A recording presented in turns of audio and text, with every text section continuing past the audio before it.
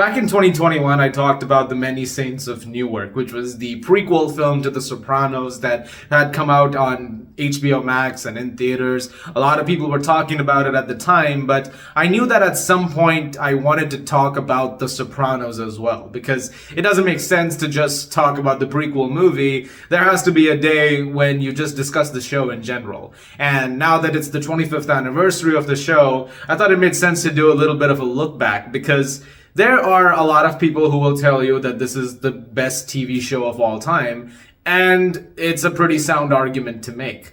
There's a great lesson in The Sopranos, mostly when it comes to its creator, David Chase. And a lot of that stems down to one simple thing, which is when you talk about being at the right age for something, that's nonsense.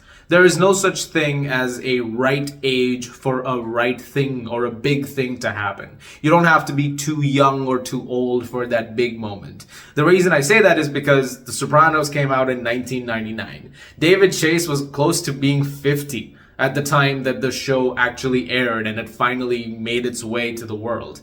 At this point of time, he's already lived out a lot of years. But my point with all of this is to say that that doesn't change anything.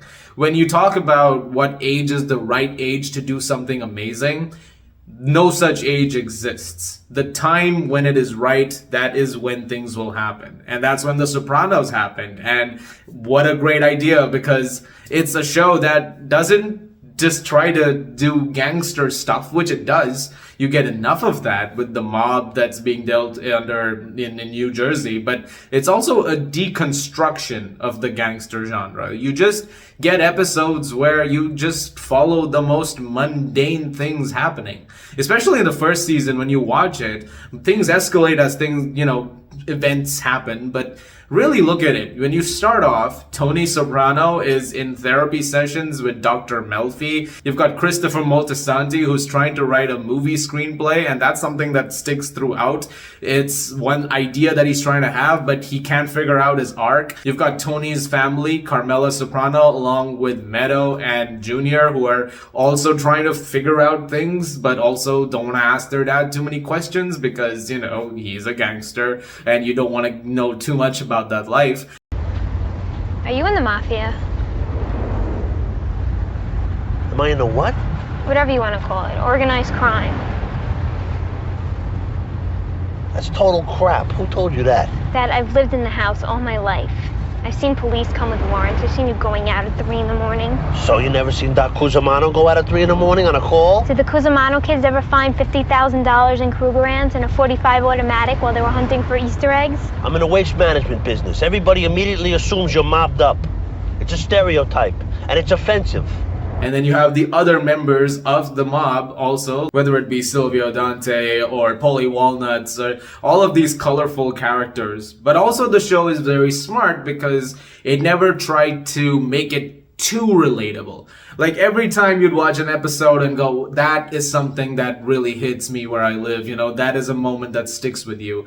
At the same time, the show is also quick to remind you that, remember, these guys are the mobsters. They're not the nice guys. At the end of the day, they're still willing to kill people in order to get the job done, which is where you have to draw that line of morality. And that way, The Sopranos is a genius piece of writing because the entire series from season 1 till the very end is a show that never once forgets that aspect of itself.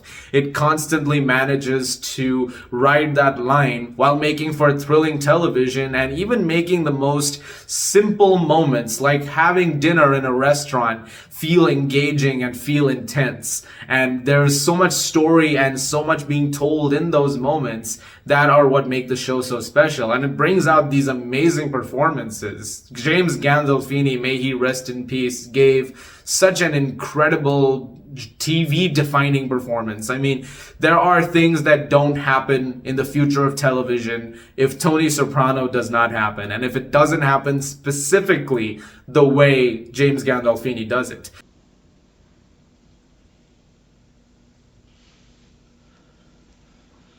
Those goddamn ducks. What is it about those ducks that meant so much to you?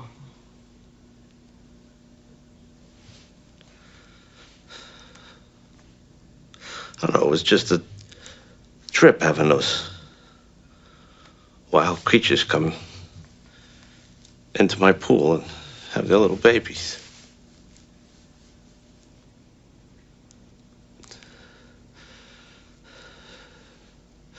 I was sad to see them go. There is such intricately and well done character study over here in terms of, just trying to understand him and all of the actions that he has, committed over the years, but also trying to live with that. And eventually, even as things progress, those who don't see the morality in him at first, kind of understanding where he's coming from, but also understanding that those limits exist. Like I have already mentioned, that's one of the show's biggest aspects.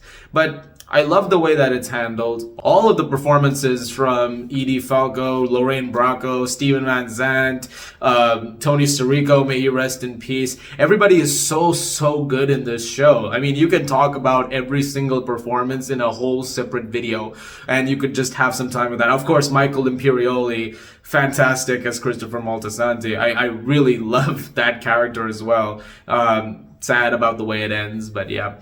I'm not gonna go too much into some of that stuff because I always find it fun to talk about The Sopranos while also making it a recommendation. And, in case you're somebody out there who has somehow never watched The Sopranos, I think it's best when you try to do that kind of thing because someone's out there who probably hasn't. Maybe someone will stumble upon this video and it'll be the first big introduction to The Sopranos and be like, oh, I want to check this show out. This sounds really interesting. I mean, what's not to like? Gangsters, there's great comedy, great soundtrack, it's beautifully shot. It has maybe the single greatest opening title sequence in television history. It's got amazing performances. I mean, what's not to like, right? And that's exactly it. I mean, you can go on and on about the intricate storytelling of The Sopranos and the fact that pretty much everything that you expect to come together by the end of it, that entire arc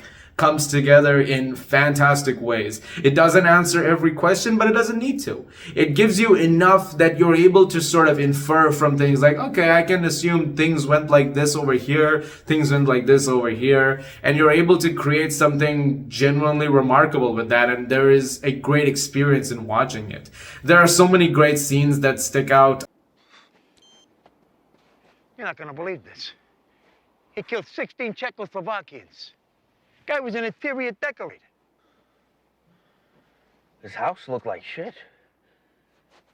For me, there are other things that I feel like don't get talked about enough. Those are some great scenes. For me, one of the best scenes of the entire series is the opening of season 3, or actually a major chunk of season 3's opening in general. It's this montage with I forgot the name of the tune, but it's combined with Every Breath You Take.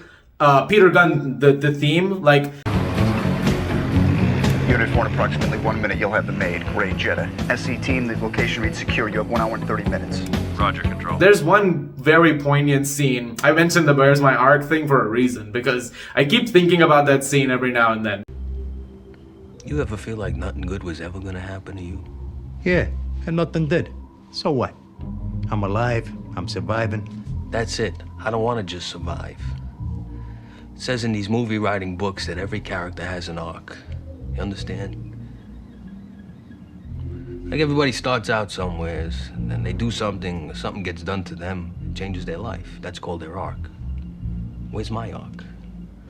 It's also an interesting point of the show when that happens, because a lot changes after that, especially when it comes to the storytelling. It feels like even that point is used almost in a meta manner by the writers of the show itself, being like, okay, what do we do? Where are we going with this exactly? When Joe Pantoliano's character comes in, that absolute asshole that he is, the way his arc also eventually concludes feels so right and so wrong at the same time. Like, you don't feel sorry for that guy. Let's just put it that way. I don't want to give, again, too much away just in case you're someone who has never ever watched the show. But things escalate quite immensely as things go on. And yes, it does have what many consider in TV to be the greatest finale. Because the way The Sopranos ends is honestly great. Like, again, it's not the kind of thing where you expect a show that has spanned so much and all of that has happened to end the way that it does. But it ends in such a perfect way, you can't help but applaud it. It feels like a vague video, like I'm just talking you through it. I mean, it's a retrospective of an interesting kind because the first time I saw it, I was a lot older, but I remember it being a constant source of conversation. When it was airing, I was there. I remember on HBO, ads would constantly play for it. I was too young to probably watch it at the time. I definitely was, actually. And my dad was getting into it. You know, the people who were around were talking about The Sopranos. It was this huge talk of the town. And yes, HBO, the channel, not HBO Max or whatever the hell you want to call it. Like, this was cable TV. So, you know, to be able to see that entire saga, like, you know, see all of the transformations it's gone through over the years, and now eventually, you know, getting more and more viewed by people, even now, so many nostalgic callbacks to it. It's truly one of the great shows, and I'm so glad that, you know, a new generation gets to discover it as time goes on. There are a lot of great things to explore in the entire world of The Sopranos, and that continues to remain the gift that keeps on giving. It does upset me that James Gandolfini is no longer with us, because, you know, it would have been nice to see how, you know, things have developed even more in the fandom, and you know, just in terms of discussing The Sopranos over the years that have gone by. It would have been a really, really great time. But, you know, every viewing is just rest in peace. You gotta always remember him whenever that happens. But yeah, really, that's what I wanted to say about The Sopranos. I just wanted to take a few moments to reflect, to reminisce, to just think about the fact that the show is as good as it is. I mean, there are a lot of great things to look back on, and I am glad, you know, there was the cinematography. Guys, thank you very much for watching. Look forward to